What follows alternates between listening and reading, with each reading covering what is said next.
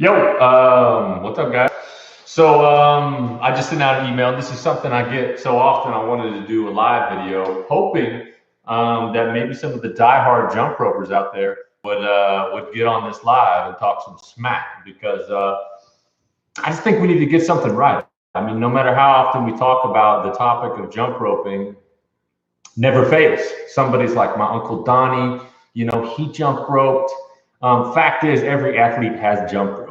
That doesn't mean that's what led to their athleticism, whatever it is. Jump roping, let's not even call it jump roping. Let's call it mini hop roping, because that's all you're doing when you're jump roping, right? Is this.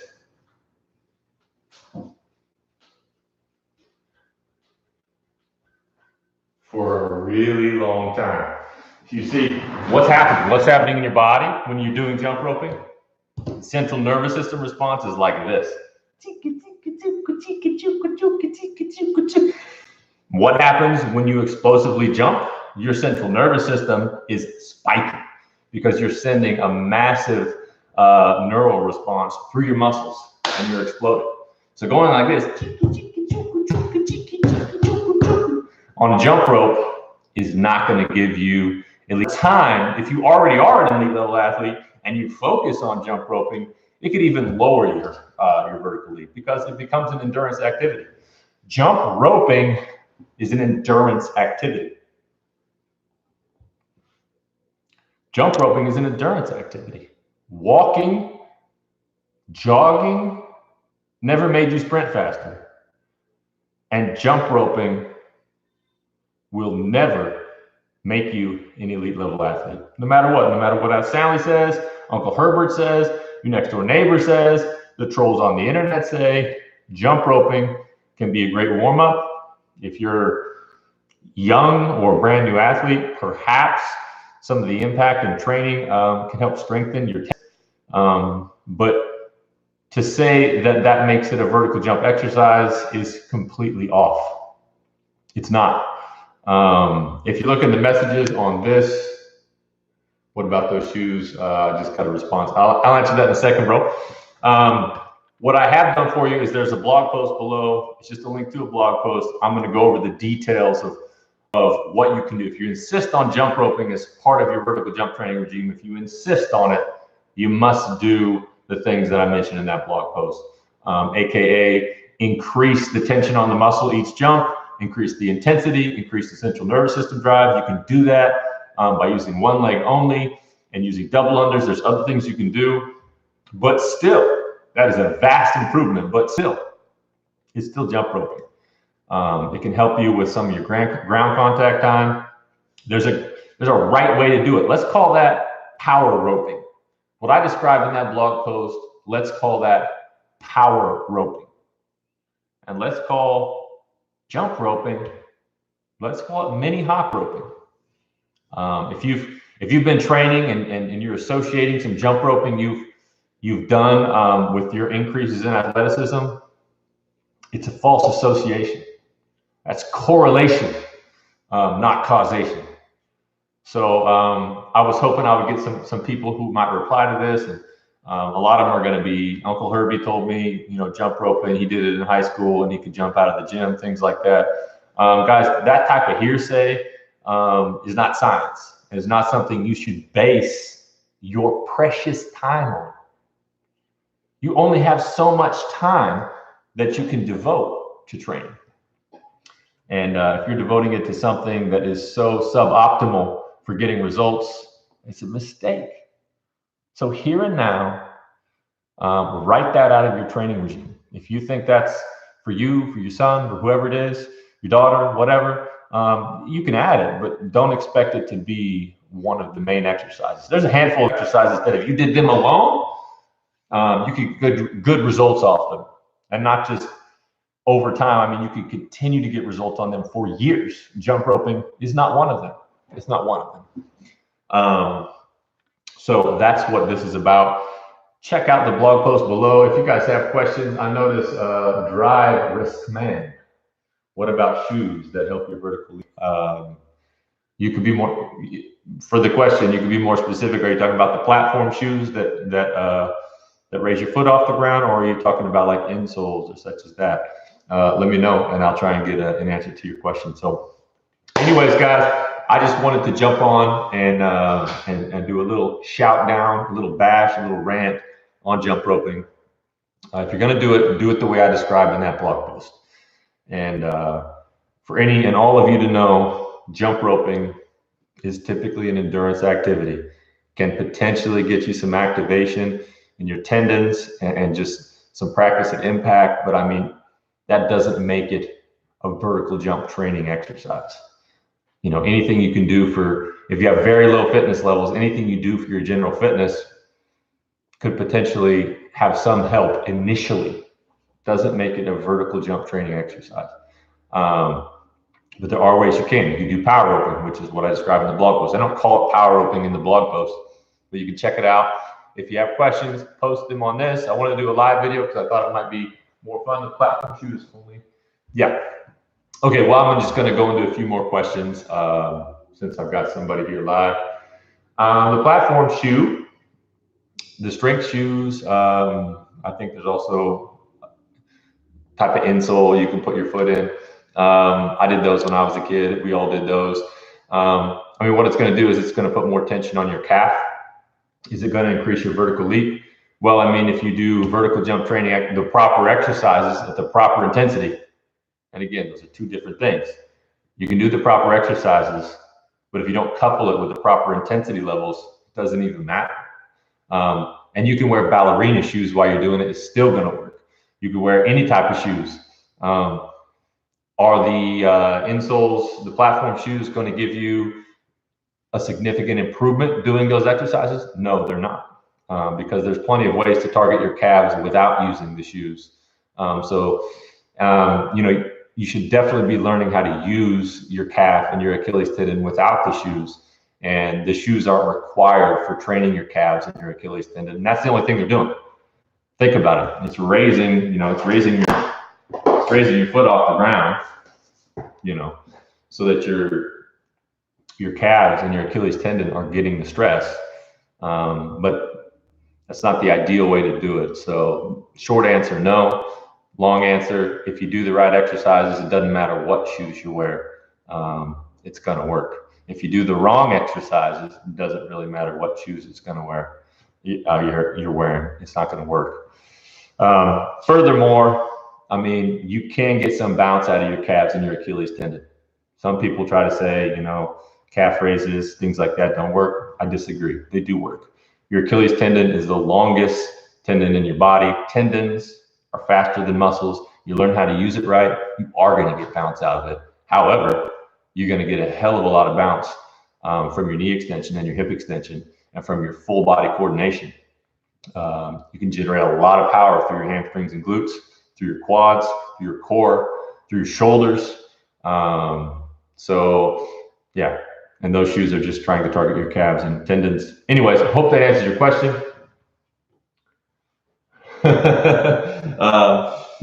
Tony says jump roping for 30 minutes versus treadmill for 30 minutes. Not a huge difference. In fact, anything you're doing for 30 minutes is going to take your body into a cardio state. And that's the state that you don't need to be doing any jump training in. If you're going to be on the treadmill for 30 minutes, I mean, that's a hell of a warm up, first of all. And that's all you're doing. If you're on a treadmill for 30 minutes, you ain't sprinting. And if you ain't sprinting, you're not increasing your sprint speed. You're not increasing your jump speed. Treadmill, jump roping for 30 minutes is trash. Don't do it unless you know you're doing it for a warm up. Even the power roping that I described in the blog post, you're not going to do that for 30 minutes because you can't. If you could do any exercise for 30 minutes straight, it's not doing anything for your vertical leap.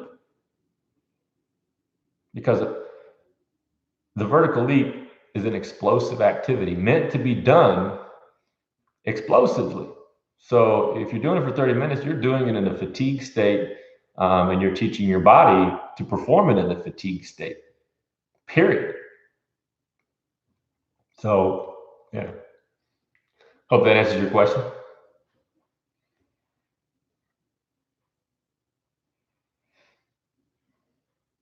you know. I'm going to wait around just for any other questions. Okay, this is off topic. Sure, Joshua. Do plyometrics really work? Yeah, hell yeah. Plyometrics originate from a Russian trainer, Roshansky, pronunciation. The idea was shock training. What did you do? Well, you dropped off a box and you landed. And when you landed, you sent a neural impulse through your body. In fact, you sent an impulse through your body stronger than what you could do of your own volition. So it was like a trick. It was like, hey, we can jump off stuff and land and send a greater impulse through our body than we can do if we just jump. So the idea was like, wow, we're shocking our body, shock training. And that's how plyometrics developed. So the thing is plyometrics is a science. You can't just jump off a box. You need to be sending your body an impulse that's a greater stimulus than what your normal training or jumping impulse is. And over time, you reverse engineer that power. That's how it works. But what the problem with plyometrics is this. It matters what box height you jump off. It matters how you land, what position you land in. It sure as heck matters what intensity level you do your plyometrics in. So plyometrics is a very specific thing. What plyometrics is not is jump roping is not plyometrics. If plyometrics is considered sending yourself a neural impulse, a greater training impulse through jumping off training implements and then jumping off the ground to get a stronger neural impulse than you can do without jumping off the box, that's what plyometrics is. Increasing the level of stimulus by jumping off things, essentially. You get these programs like P90X, they include a plyometric, module. We're going to do plyometrics for an hour. That's not plyometrics. That's not plyometrics. That's cardiometrics. It's cardiometrics. So plyometrics done great, absolutely essential. How many programs are doing plyometrics the right way? There's a science to what box you want to jump off of. How do you choose what box you jump off? First of all, if you drop off a box and you can't land perfectly, don't jump off that box. If you jump off a box, you need to measure your next jump. Whatever jump is giving you the highest reach, that's the box you start with. So you pick a box that when you drop off of it and jump, and again, you got to land perfectly. You got to land in your sweet spot. You got to land in your jumping sweet spot. And we teach that. It's like you have a jumping sweet spot. You land in your sweet spot. Don't let your heels touch the ground. That way you get maximum stimulus through all of the prime movers. And then you jump and measure your jump. Whatever box gets you the best jump height, you start with that one. Now, eventually, you'll need a higher box height. How do you know when? Well, you know when because now you'll jump higher off a higher box.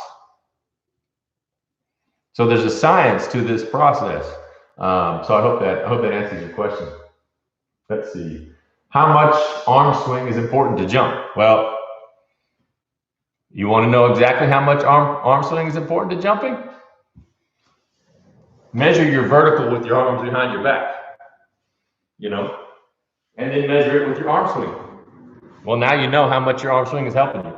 If you jump 20 inches with no arm swing and 25 inches with your arm swing, that means you're getting 5 inches from your arm swing. It's important. Your arms are heavy, and you can, if you see a good jumper, a bad jumper, let me just show you this. A bad jumper is kind of like, I know I got pink pants on, whatever. A bad jumper is like, they're jumping like this. A good jumper, when they're about to jump, their arms are going to be just like this. And they're going to be powering through. And if you got a basketball in your hand, just grab that ball. I got a wiffle ball. If you got a basketball, it's not a basketball. If you got a basketball in your hand, you'll see jumpers jump like this. Well, if you're a good basketball player, you can learn to get the ball in between your legs and get a lot of arm swing too. So arm swing is super important. You should be training your arm swing. You should be training your range of motion for your arm swing using stretches. And you should be training throwing med balls and just generating power through your shoulders and your arm swing.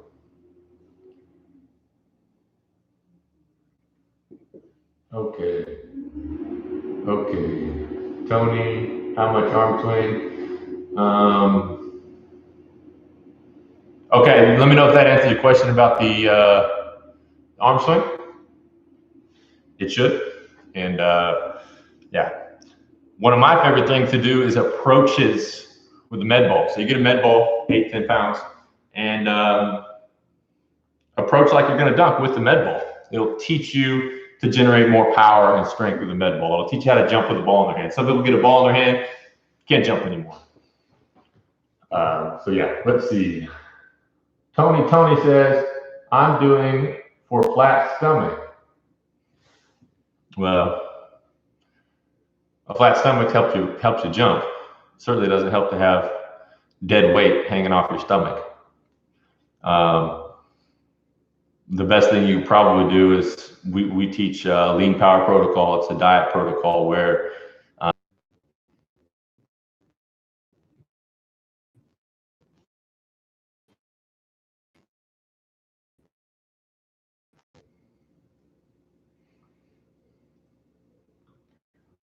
I'm going to put this over here for a second.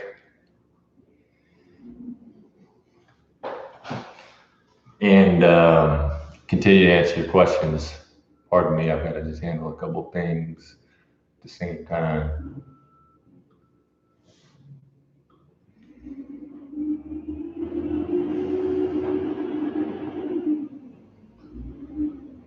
Let's see if I can move this. Okay, I got another question in here. Are you more focused on back? Okay. Jumping is jumping. The exercises that I'm talking about for jumping, the question was, are you more basketball jumps? I play beach volleyball. So the muscles involved in jumping are jumping muscles. The technique to jump, for example, if you're a volleyball outside hitter, you may have a 3 to 4 step approach, which is fantastic. You see a basketball player may approach the rim 50 different ways. As a volleyball player, you've got a handful. You may sidestep and jump for the block. You may have a 4-step, 3-step approach for your spikes. You will absolutely, I would say what we do is better for volleyball players than basketball players. Basketball players have to balance their explosiveness with endurance. Volleyball players are more of pure jumpers. So we work with a lot of volleyball players, a lot. I love working with volleyball players because if you're a better jumper in volleyball, your value as a player immediately goes up. If you're a better jumper in basketball, I know when I started dunking like crazy, my value didn't necessarily go up. So yeah, definitely for volleyball. Absolutely for volleyball. Joshua, what language, man? What language do you, what's your native language, man? So basically in a nutshell. Okay, that's a good question. How long should you rest? We're doing a lot of questions here. How long should you rest? Well, everybody has different rest periods because everybody has different condition levels. So people who are saying rest 45 seconds, rest 1 minute. When you're training your vertical leap, err towards more rest. Because if you're jumping in a fatigue state, you start to get in that endurance zone. And that endurance zone means you're not explosive. And if you're not training in an explosive state, you're not getting more explosive. Period. So you need to measure your jumps. If your jumps are lower and you rest in a minute and you're still jumping really low and fatigued, rest a minute and a half. And then if you're recovering properly, that's where you need to rest. You don't want to cool off. You don't want to rest so much that now you're cooled off and you got to re-warm up. But you want to provide plenty of rest so that every single repetition is at its highest possible intensity level. Rest enough so that every single repetition is at the highest possible intensity level.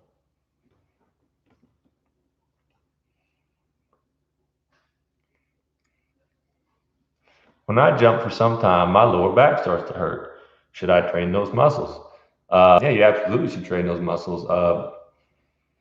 I have some exercises in the jump manual specifically for your lower back because, in my opinion, the lower back contributes to your vertical propulsion. So, I mean, if you're jumping, obviously, you know, in your counter movement, your lower back is taking on. Your spinal erectors are getting stressed. If you collapse at your spinal erectors, you're like a flat basketball. You're not going to bounce. If you're collapsing like this, chances are your lower back pain is probably not from the jumping. It's probably from other things, but you definitely need to keep that spine healthy and figure out what's causing it, and just make sure you're mobile. Mobility of the spine and strength of the spine. In my opinion, it's not just stability. There's also movement that takes place in the lower back that helps you jump higher.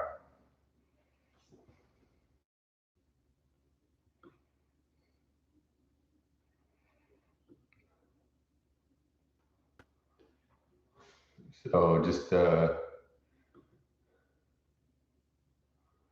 keep them coming, guys. Keep the questions coming. I'm just doing a few things while you ask the questions. So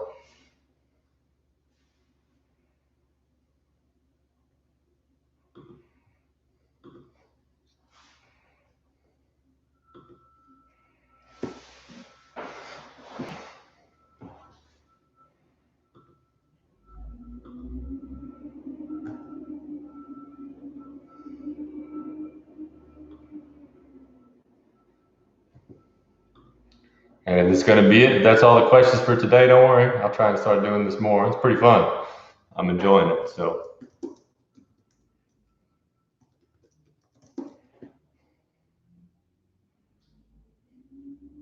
yeah, you train calves. Absolutely. If you watch the beginning of this video, I mean, calves shouldn't be your focus, but you should train your calves.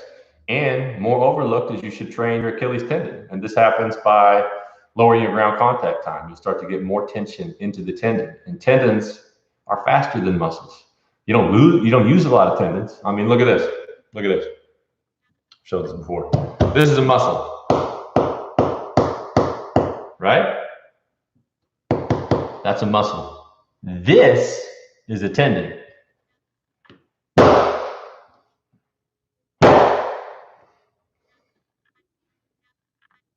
Pretty cool. Tendons are much faster to stress and use than muscles. Muscles contract. Tendons are more like rubber bands. So yes, train your calves.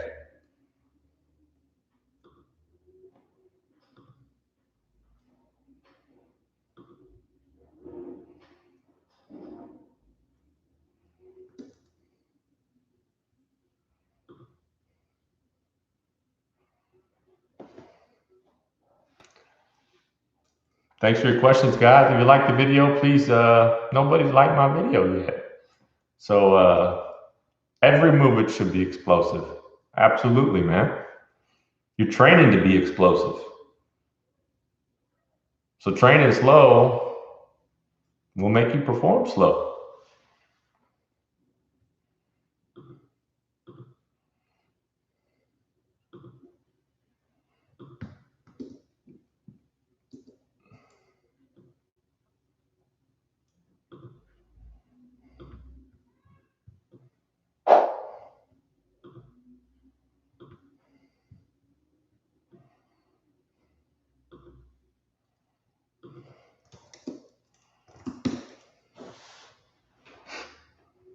Let's see here.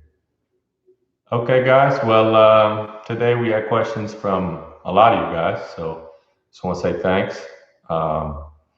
Feel free to put questions on the channel. Talk about your progress. Talk about your questions. Don't talk about your uncle or your aunt.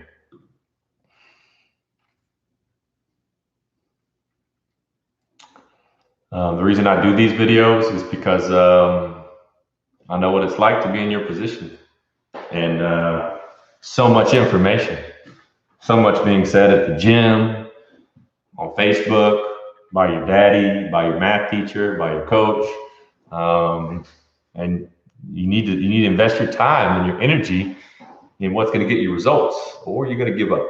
Eventually, you're going to give up. Everybody has a breaking point. You bet, guys.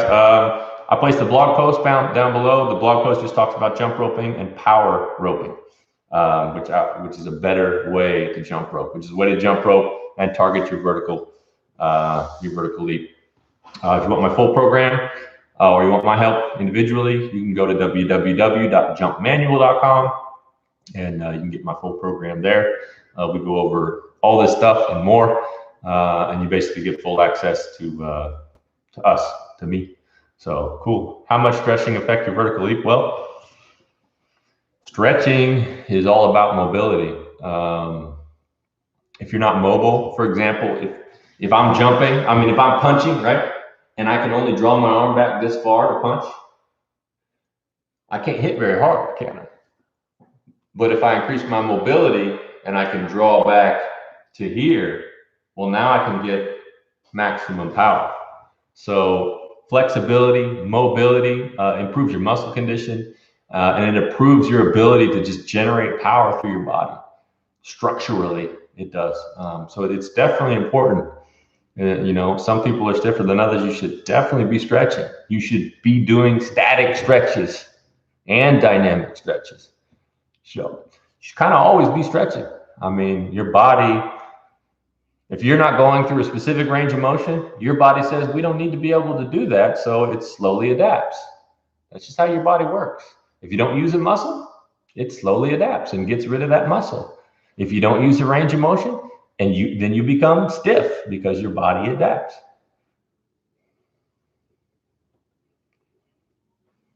Absolutely, I do. You need to be stressing your body. It's not going to stunt your growth. There are no studies. In fact, the only studies that I've seen potentially show that it increases growth. You will not break your growth plates. You will not, unless you break an arm. That's different. Stressing your muscles and stressing your bones will only increase your muscular strength and increase your bone strength. Essentially, kids of all ages are stressing their muscles in some way, shape, or form. Weights is just a controlled, systematic way to do it. It's fine at any age.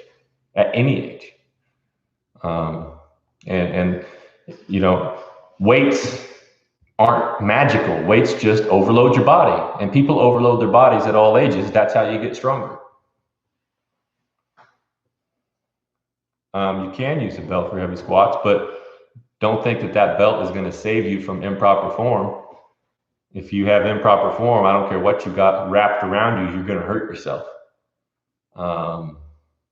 It can help, but don't let it be a crutch. Knowledge Bay, hey Bay. We talked about strength shoes earlier. The short answer is, if you're doing the right exercises, you can do them in any shoes you want. The exercises that I saw in the strength shoes workout are not the exercises that I would recommend and that I think would give you the maximum effect. No matter what shoes you're wearing, strength shoes, platform shoes, whatever they are, they're going to stress your calves a little bit more, but there's plenty of ways to stress your calves. Plenty of ways. There's plenty of ways to do that. Plenty.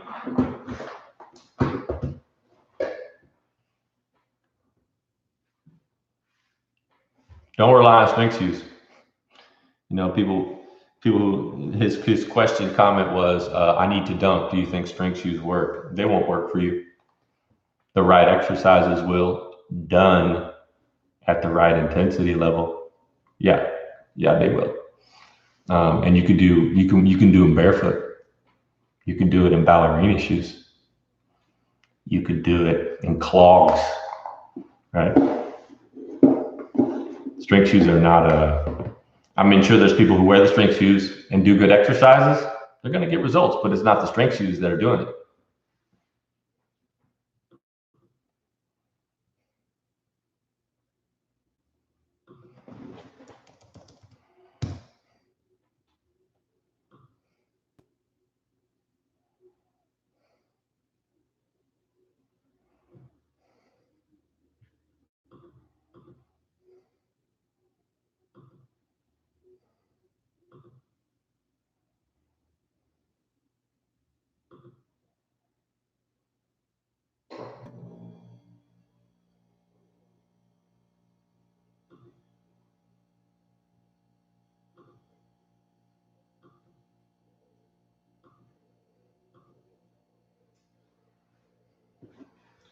Let's see here, guys. European, what's a good diet? Like I said before, there's lots of good diets. Are you getting enough protein? Are you getting enough carbohydrates? More importantly is how you eat, when you eat. That will do more to change your body composition and more to promote muscular growth than what you eat is when you eat. We call it the lean power protocol. It's a different way to eat. It's an intermittent fasting protocol specific to vertical jumping. We call it lean power protocol. The short of it, if you're overweight especially, you fast for most of the day. You don't eat. You can drink black coffee, but don't drink any carbohydrates. Don't even snack. Some people are like, oh, I pretty much do that. I don't eat all day. If you eat a couple chips, a cupcake, whatever, a piece of candy, like you're breaking the fast. When you do that, your body becomes lean. And then when you do train, then you finally eat properly. You get your protein in, you get your macronutrients in, and your body has a much better anabolic response if you do it that way. You fast and then you eat. You can eat the same thing, just don't snack on it all day.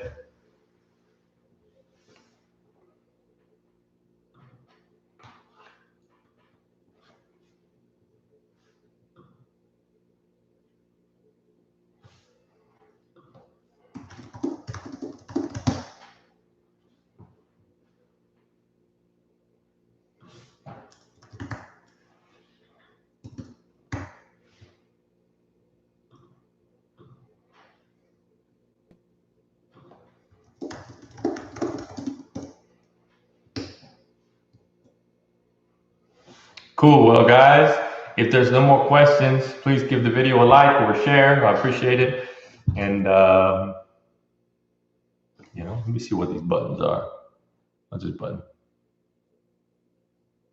Oh, share button. Oh, cool. Let's try this.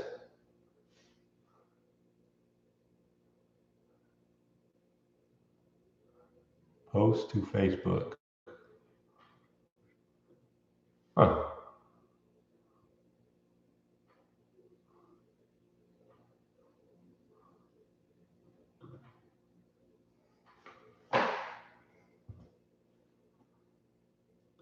Share to page you manage. All right, let's try this.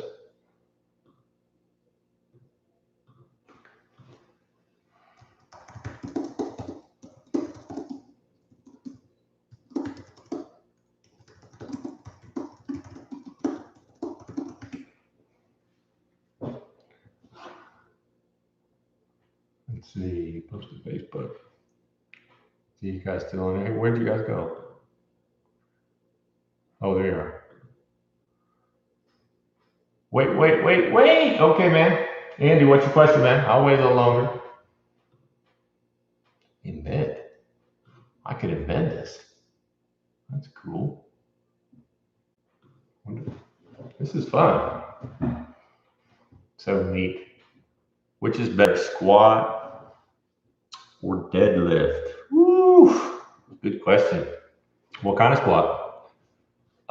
There's lots of different types of squats. Olympic squat, powerlifting squat. What type of deadlift? Lots of different types of deadlifts. Me personally, we have adapted our own squat variation. We call it joint angle squats, jump angle squats, which targets the way you jump. Because the position you are in before you jump is your sweet spot. And training that angle will get you more results than training some other angle. I mean, if you squat like this, I mean, you don't jump like that.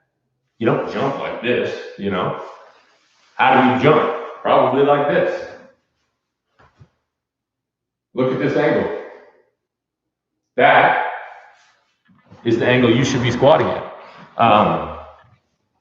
I think a straight-legged Romanian deadlift is really good for increasing your hip power, but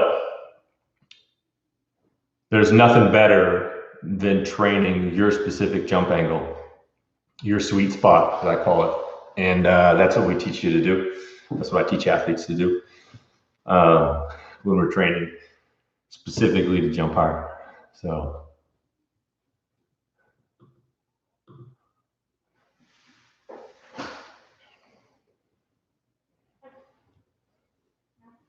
Hip thrusts are good. Hip thrusts are similar to straight-legged deadlifts. Yeah. Again, I favor exercises that mirror the movement itself and that activate the exact muscles you use when you jump. These are isolation exercises to some degree. Hip thrusts. Yeah, they can target your glutes. But I would favor, your bread and butter is going to be training your specific joint angles, doing things to overload your central nervous system at those specific joint angles, increasing your technique. Super important. It's not just like a tweak here. What happens when you train technique over and over again is your body grooves a neural pattern. Doesn't happen overnight, but it's just like throwing left-handed is weak. But if you kept doing it, your form would develop in a neural pattern. You could throw as strong as you threw with your right hand. That's because of technique training. Technique generates power over time. So,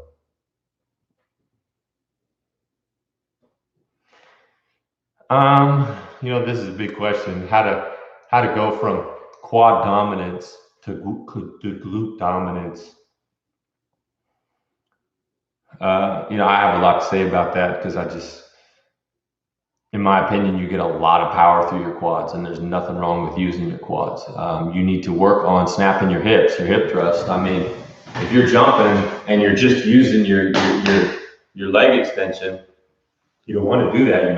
You want to be snapping your hips and generating power through your hips. But at the same time that you're generating power through your hips, you're also generating power in your quads. So don't be dominant in anything. You need explosive ability through your hip extension and through your knee extension. Period. You need to be training both.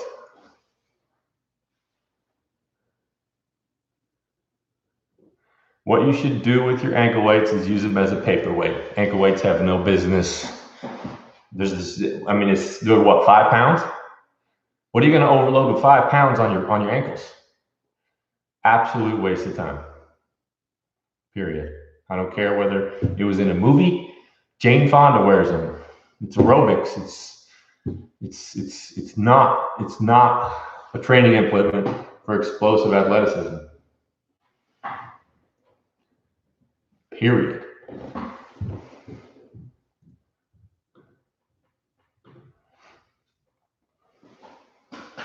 So, guys, if there's any more questions, just post them up. We went over a lot more information than I intended to. I'll try to do more of these devoted to specific topics. Obviously, if you guys are here, you have questions, you're training, it's important to you.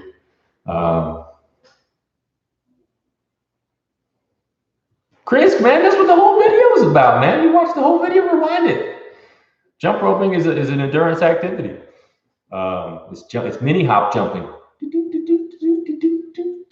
You're jumping this high over and over and over again. How is that ever going to get you to jump this high if you're doing this over and over and over and over again? No muscular tension, very little central nervous system drive, endurance activity.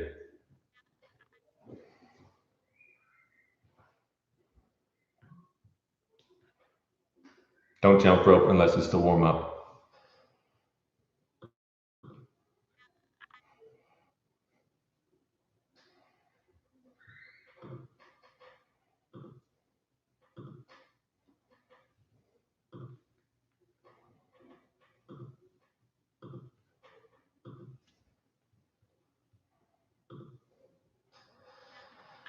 I love the dumbbell goblet squat. I think that's the best type of squat for increasing your vertical leap. Is that true? No, it's not true.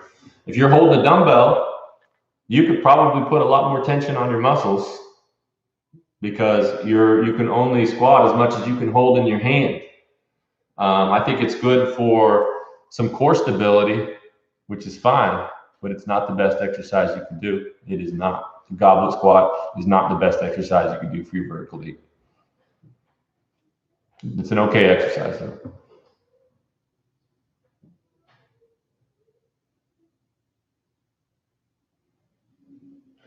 My athletes usually see increases every 2 weeks or so.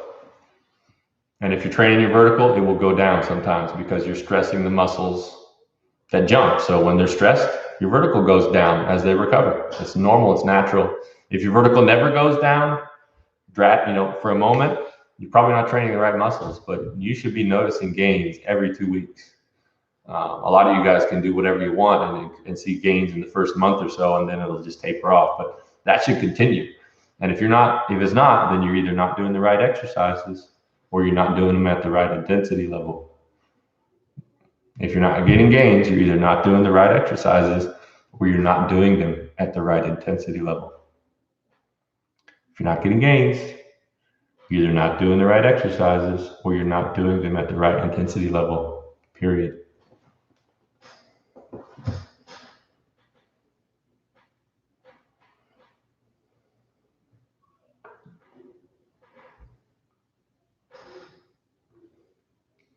I haven't heard of whatever things that you tell me about elite basketball person.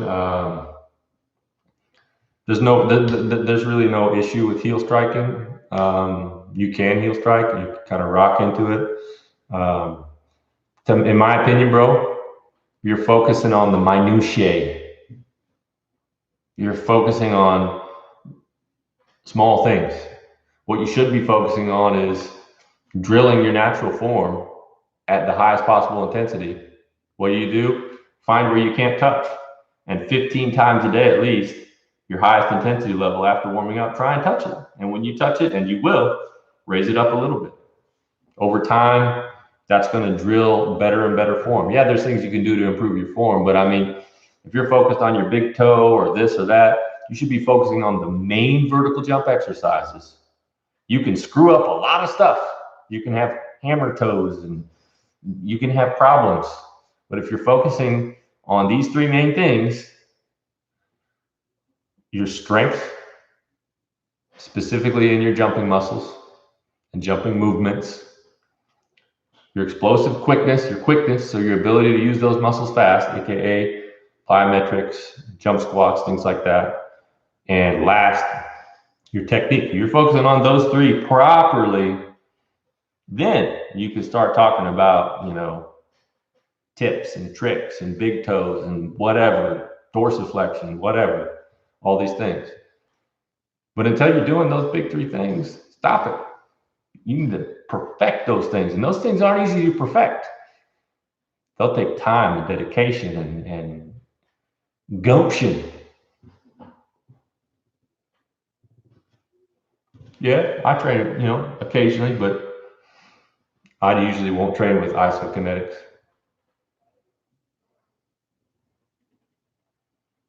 You should do strength exercise about twice a week. Depends on the person, but about twice a week. I mean, you train the same muscle or movement twice a week.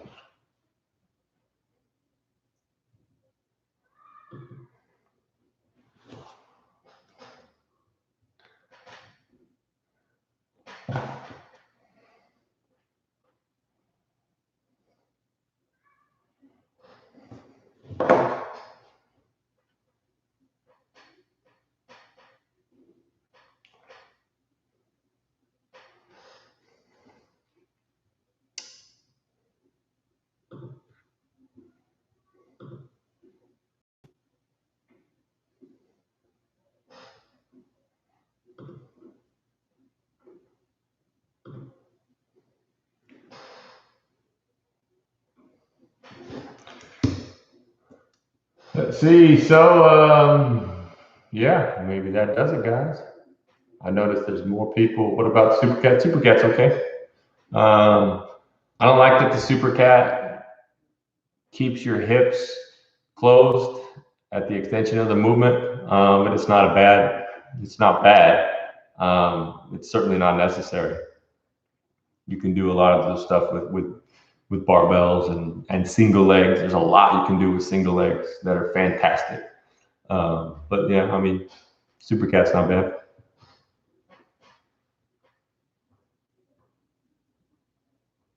You're welcome, buddy, man. You will get it. Just keep at it, man. Stop focusing on small stuff. Focus on the big stuff. Get your head right. You're not going to be a dunker tomorrow or even next month. It's going to take months, years. The key is to see a little bit of progress. Never be disappointed by progress. Never be disappointed by progress. You see a little bit of progress this month, this week, be happy and keep doing that. Because a little bit of progress, mix that with some dedication, you're going to get results. Big results. Only little results lead to big results. Only very little results lead to big results. You're never going to get a massive result. I mean, occasionally I'll work with an athlete, we'll do our technique program. You see a handful of inches, from improving your technique. But, that's not what makes the biggest difference. The biggest difference is doing the right exercises at the right intensity levels over time. I mean, you better be committing to years. I mean, in my opinion, the human should be committing themselves to being the best athlete they can be. So it's a lifetime commitment, baby. Well, roll the hands in the plane, running. Well, hamstrings have two functions. They do this, right? Hamstring, insertion here, connection here, pulls down, and hamstrings also do this. So when you're doing this, that's from your hamstring. So hamstrings, super important. Speaking of, I just pulled my hammy last week. So, man, I'm getting sweaty talking to you guys. Man, I answered all your questions, man. Which one are you talking about? Too much flexibility? I highly doubt you're going to be too flexible. Highly doubt that's going to happen. But so let's just say no. Being too flexible, I mean, I've never seen it. Look at gymnasts, flexible like crazy, and they know how to jump. They know how to move.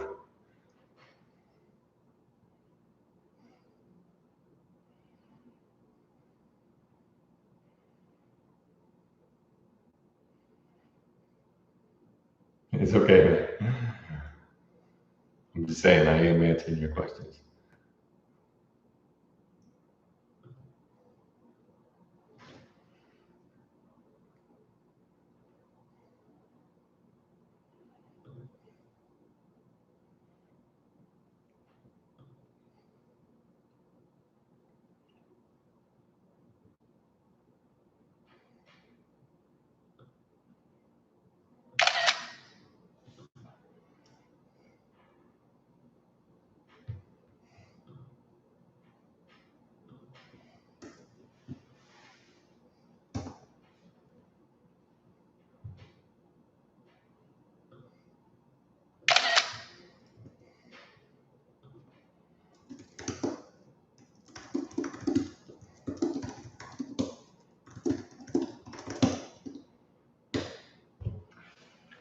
Okay. What body part do you think impacts vertical jump the most? Glutes, quads? Well, I think it can differ between individuals.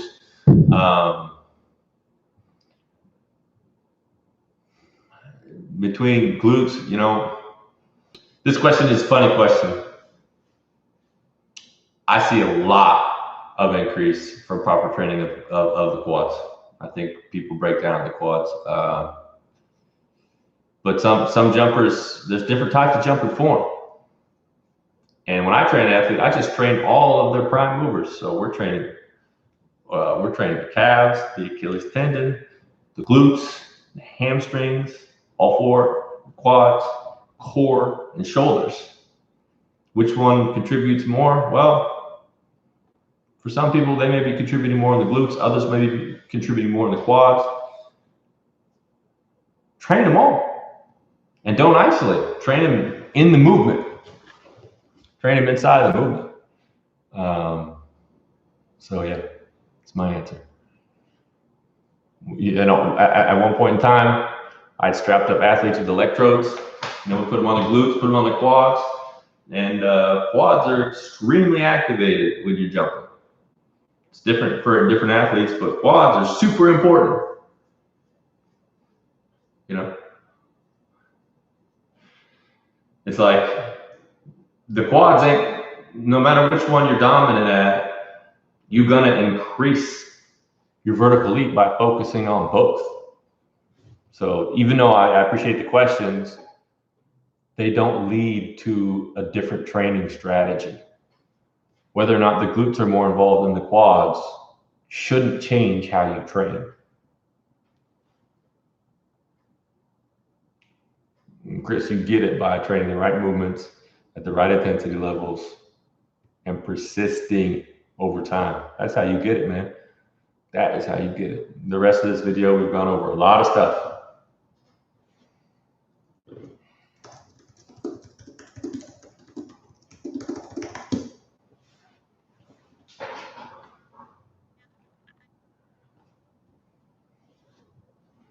You can't get injured when you're explosive. When you're an explosive jumper, you know, your muscles are always training to be, you know, to support that level of explosiveness. So it doesn't necessarily mean you're going to get injured.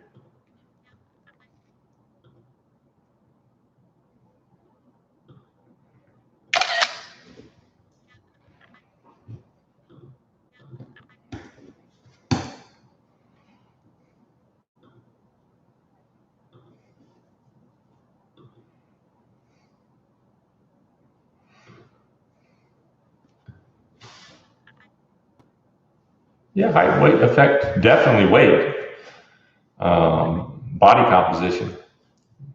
You know, if you're 20% fat, you're jumping lower just because you're carrying, you know, extra baggage.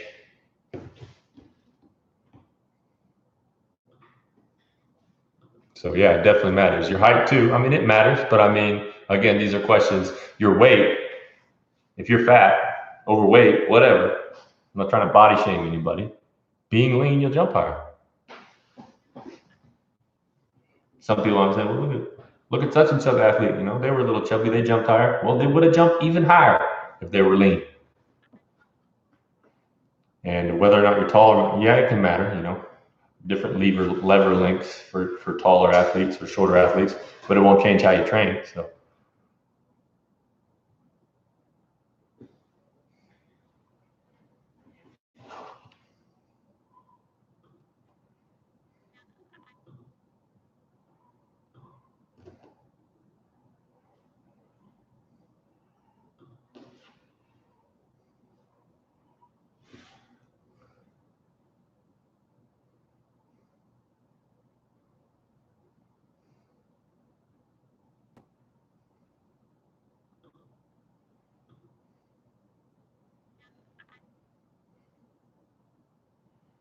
And the stretching is important. I mean, if you go back in this video, we talk about how it increases the range of motion.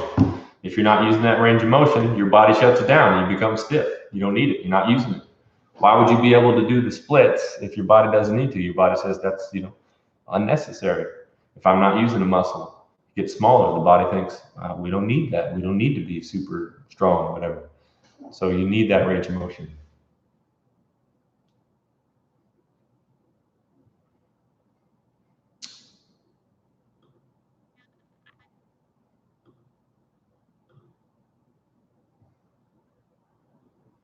Yes. Well, friends, I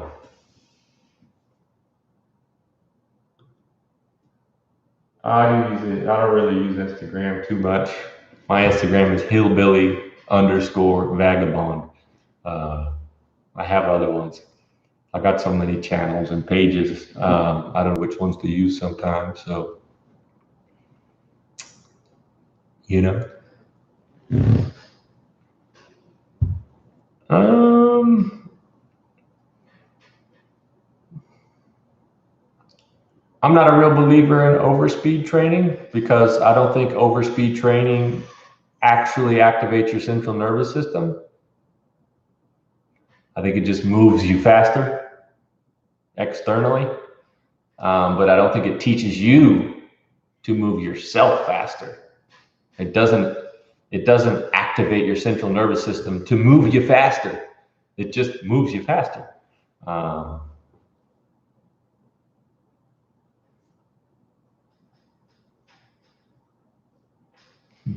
Nordic curls. I never. Nordic girls or Nordic curls? Let me see. Let me check that out. Nordic curls.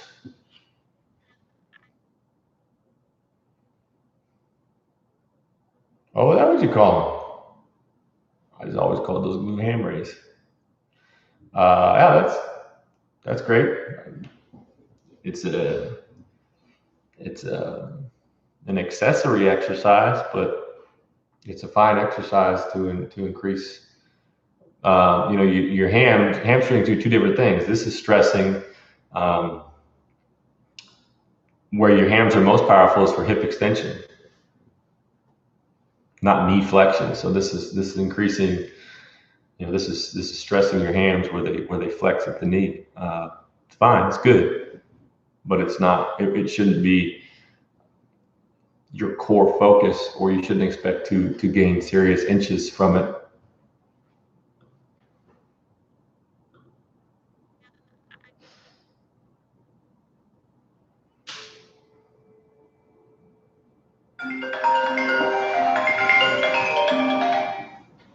Yeah. Yeah. Right. Hey, hold on. I'll give you a call right back. Okay, buddy? Hold on a second. Well, guys, thank you. Hold on, bud. I'll answer the phone. Hey, buddy. Hey, guys. So I'm gonna let you guys go. Thanks for the questions, and keep them coming. I will talk to you guys at another time. Catch me later. Buddy, what are you doing? I love it when you call me, buddy.